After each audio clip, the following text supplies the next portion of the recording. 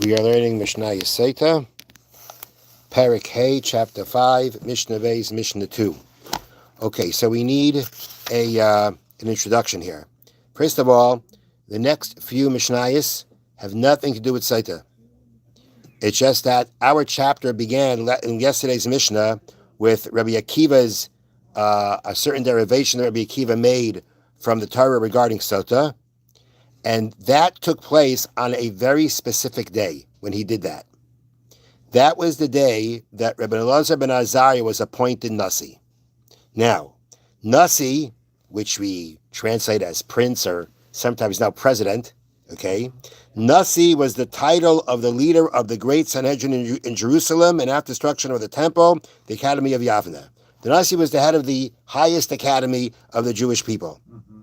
When and the highest court. When Rabbi Gamliel was the Nasi of Yavna, he allowed only scholars of perfect character to enter. Without getting into this long thing, Rabbi Gamliel was Rabbi Gamliel was the Nasi. He was removed from his position, and Rabbi Elazar ben Azariah was stated in his place. Rabbi Elazar ben Azariah allowed more students to enter into the yeshiva. Because there were more students, there was more discussion, and because there was more discussion, many halachic decisions were reached on that very day itself. That very day that he became the Nasi, he became the prince, he allowed more scholars in. That created a situation where on that day, many halachic decisions were reached on that day. And that day was when yesterday's Mishnah from Rabbi Akiva was said. That's when he came out with this derivation of this decision and decisions that he made. So now the next Mishnah is going to continue, nothing to do with Sotah, but other things that Rabbi Akiva had derived from the Torah on that day when Rabbi Elazar ben Azariah became the prince. So the first discussion is going to be regarding the laws of purity, Tumah and Tahara, purity and impurity. So a quick introduction that we need. When it comes to Tumah, which we call impurity, ritual impurity, they call it halachic impurity. This impurity, there is a source.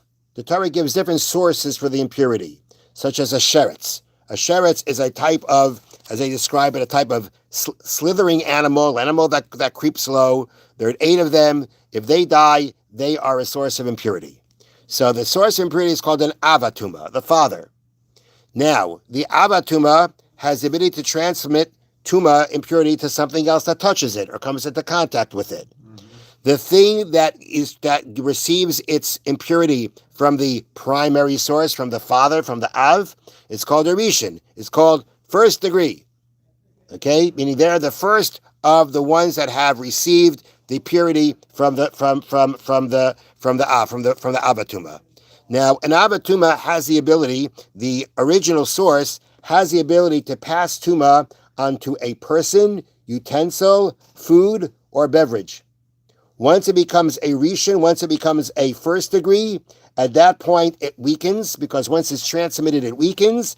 And a rishon, a first degree, can only transmit its impurity to food and beverages, not to people or utensils, according to Torah law. Now, if something comes into contact with the first degree, what does it become? Second degree. Okay, it becomes a second degree. Now, the thing is, though, right, a second degree, which is a lower level. Okay, so now the question is going to be, so a second degree is even a lower level. Now, there's a discussion, which is going to be discussion of our Mishnah. If something touches the second degree, does it become a third degree? Now, if it were to be truma, what we separate for the Kohen and give to the Kohen to eat, it would become impure. It could transfer.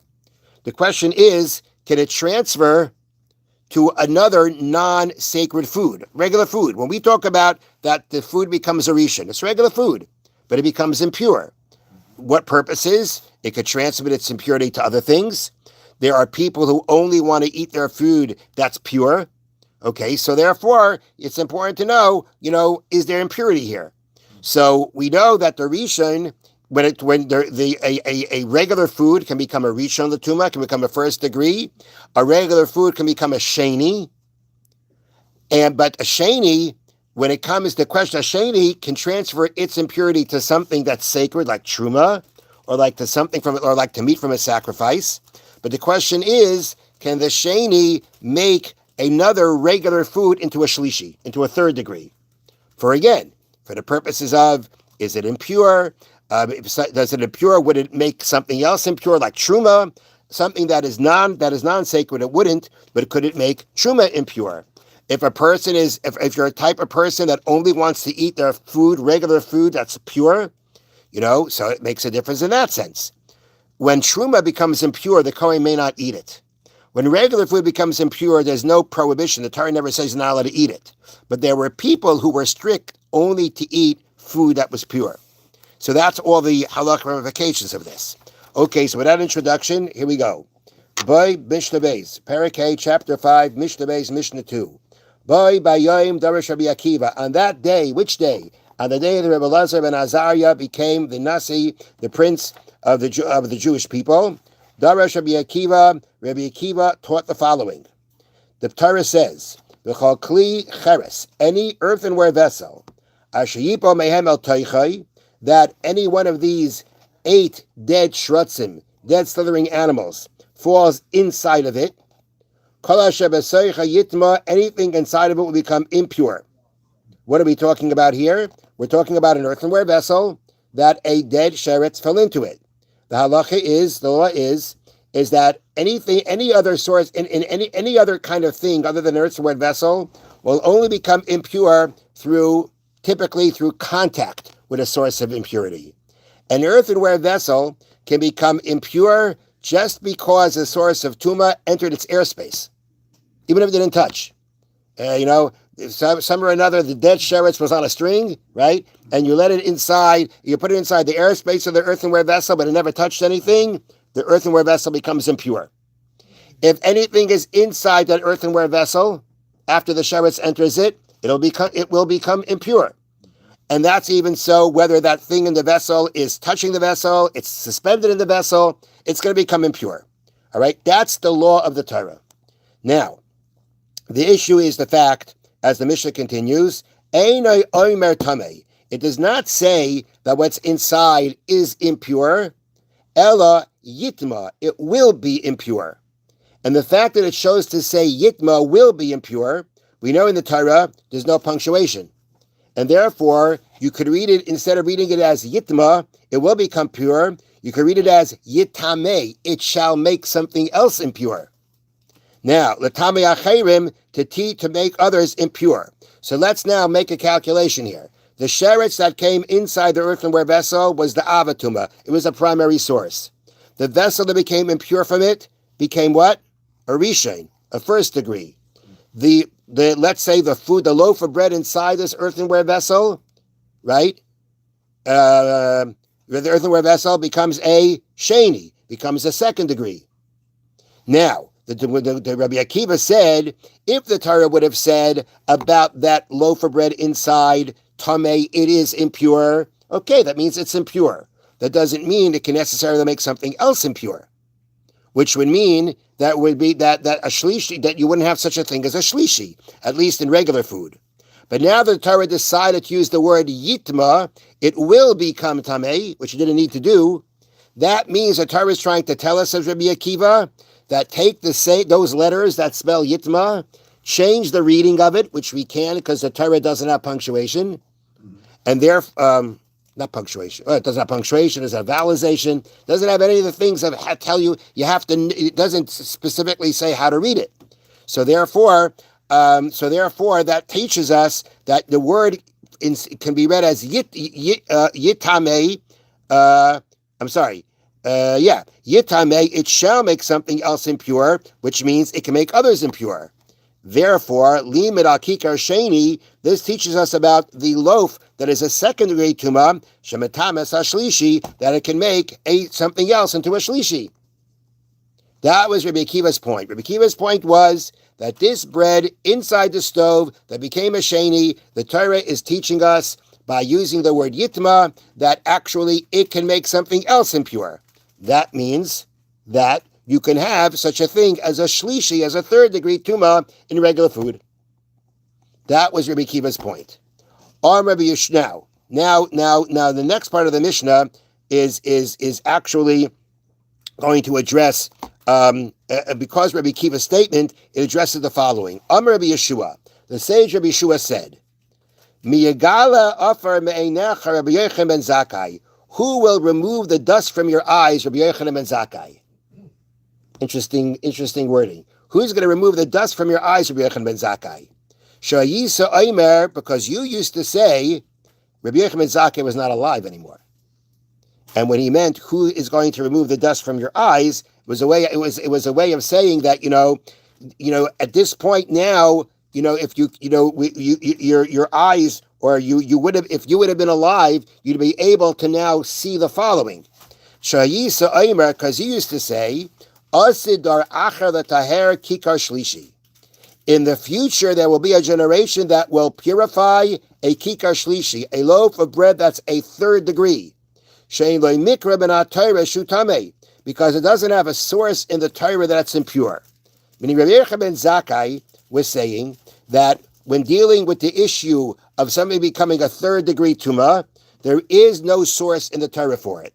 There is a derivation through Kal V'chomer, which is a type of logical argument. And logical arguments, later generations can disagree with the logic. And therefore, he was saying, Rabbi Yochanan ben Zakkai was saying, there's going to be a future generation that's going to say that a shlishi, a third degree, is Torah. Nothing wrong with it. That was it. Why? Because it has no source in the Torah.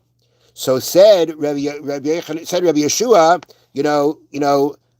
now I'm going to show you that you didn't see properly. You were trying to see ahead in the future, but you weren't seeing properly. Why?